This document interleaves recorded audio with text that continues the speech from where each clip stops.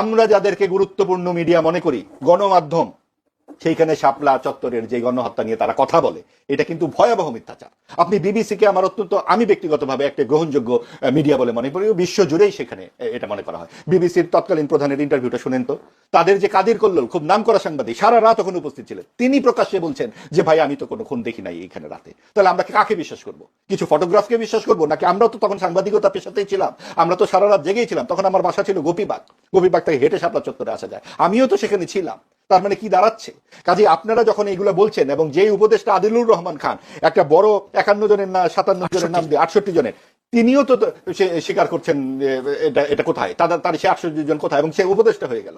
কাজে এর মধ্যে যে রাজনৈতিক চালগুলো এবং হচ্ছে রাজনীতির নামে আপনি বিভাজিত সংস্কৃতির চর্চা করছেন কিনা, অর্থাৎ একই দাড়ি পাল্লায় যাদেরকে মাপা দরকার ছিল, অর্থাৎ আপনি আইনের শাসন চান কিনা, আপনি এখানে গণতন্ত্র চান কিনা, সেই জায়গায় আপনাদের আসতে হবে। এটা কোন গণতন্ত্র যখন আপনি চোখ বন্ধ করে রাখবেন মুক্ত চিন্তার প্রতি হামলার উপরে?